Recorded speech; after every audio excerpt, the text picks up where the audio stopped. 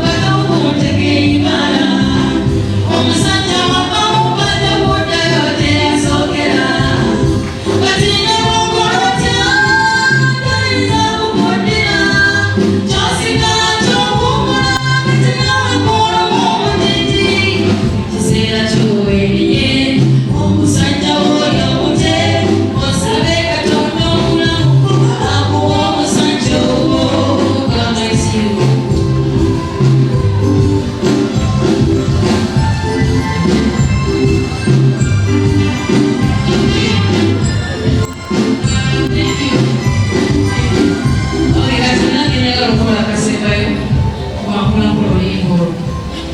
Haleluya. Omusomayi gawe yali awanika oluyimba olwo ne Mr. Kayinga yagamba ekintu kyesobola kubanga sikoze. Yagamba bangi bw'olirango oluyimba olwo tobangawo nga tusabidde ku bantu. So kati njagala okumujjukira nga mpita mu luyimba olwo kubanga alinga alimaliriza nga nsabidde abantu nga tumuhonoringa kuba oluyimba olwo lwalimu amafuta nga twagalufulumya. Abantu ne bankubira amasimu olunaku bafuna essimu nga 10. Abantu nga bankubira nagamba yes, ekyo kyolina okukola oluyimba lulimu amaanyi. Buli anaaluwuliriza, buli anaagenderako oluyimba olwo nga alina ekizibu ateeka okusumululwa mu linnya erya Yesu. Era baluwandiika n'omuganda ono Mr. Kayinga nga kuliko ne Fred Nalunga oluyimba olwo omusajja oyo yaluteekako ekintu. Era bw'oba oluyina mu nnyumba yo olina kyabugagga. Tewali ng'olina ekizibu kyonna n'oteekamu oluyimba olwo ne lutakusumulula. Haleluya. So kati nze nina okukiriza sisobola kuba wano at least sina kyenkoze. Si bwe kiri? Ayo.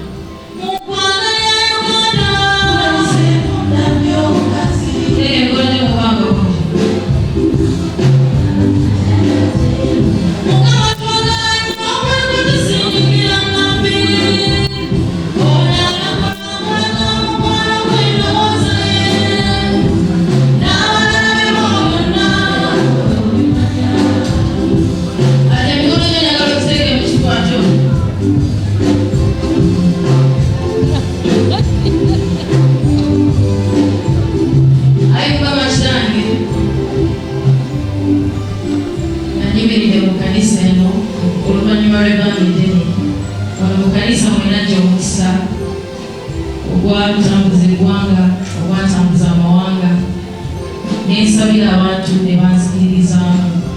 Era ng'omusajja eyeegolodde obuddire wakati wano ye musajja eyanteekako emikono gye n'ampa omukisa mbeereko abantu beesabira.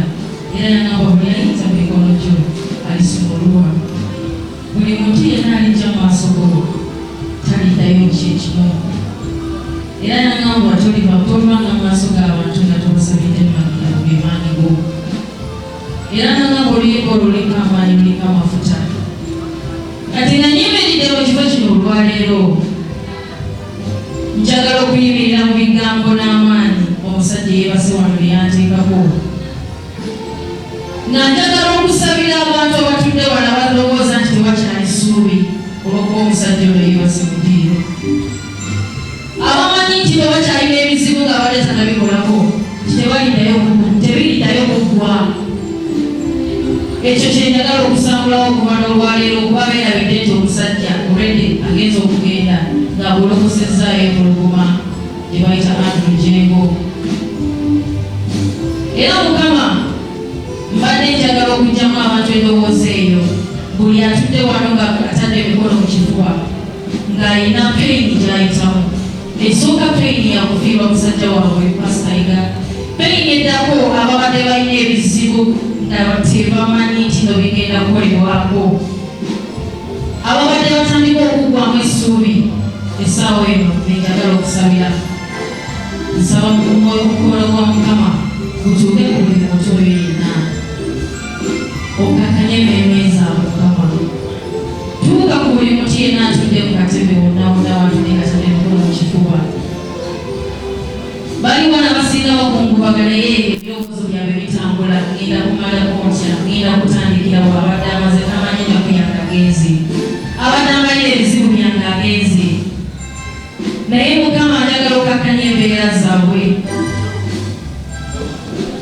Nsaba wasumulule buli muntu yenna buli ky'onoosaba. Njagala kimutwalire sekendi 2 zokka otandike okwogera ekyo ky'obadde olabanga tekisobola kuggwa olw'okubanga omusumbayi ng'afudde. Tandika okusaba n'ekyo kyennyini ky'olowooza nti gwe kibadde kikuyiize nti ogenda kukiroopa lwani kubanga omusumbayi ng'afudde. Tandika okwogera awali obulumi obwokwata. W'owulira peyini oba oyogera ogambe Mukama obutuufu ehoope ebadde empeddemu naye ebadde nsaba osumulule komyawo okukkiriza. Tandika okwogera ekyo kyennyini ky'oyagala mu mutima gwo.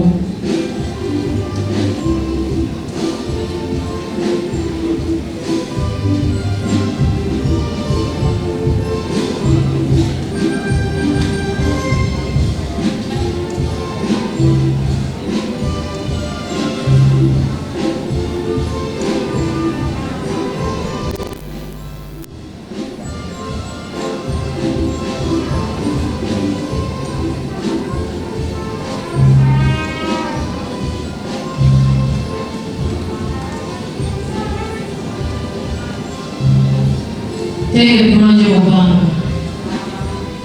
Ayi Mukama gama cha Yesu. Obukodo wa lero. Ntakasobola kwakugenda sigala kyekyo. Mukama nkusaba. Byonna byebadde nsuubira nti bigenda kuggwa.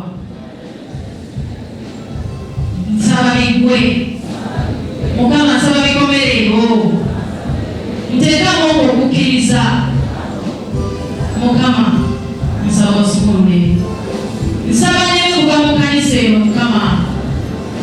Omutima ogwaleza mu kanisa eno gwe njagala gubeerewo. Ntandika okubeera nga njombera ekkanisa eno Mukama yadde musumba wayo afudde. Osumulule byonna ebitawaanya mu linnya erya Yesu. God bless you. Akati tetunabakomaawo. Ogenda kulowooza ebyo byennyini ebintu by'oyagala Mukama kukolera ebintu bisatu byokka. Ogenda kukwata ensigo gy'owulira mu mutima gwo gy'oyagala, ogenda kujja oteeke ku bigere byange, oyogere ebigambo ebyo, omala oddeyo mu ntebe y'otuule. Mukama gw'omukisa, Maria ni bakorasi eyo. Mukama gw'omukisa, kwata ensigo yo gy'owulira ku mutima, ojja oteeke ku bigere byange, oddeyo otuule.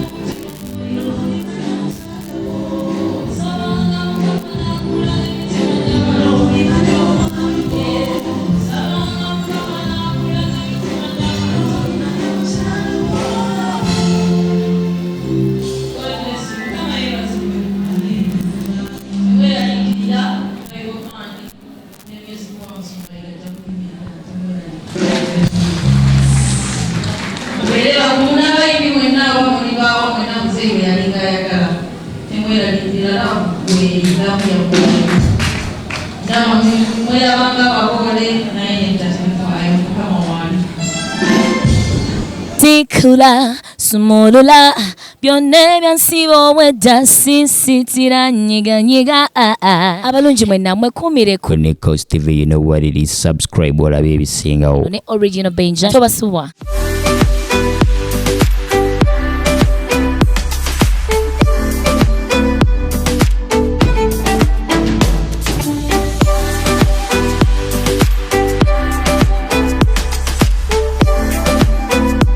Yo, my people, what's up? It's your boy Eddie Kenzo with my boy Original Benja. Subscribe on Nikos TV.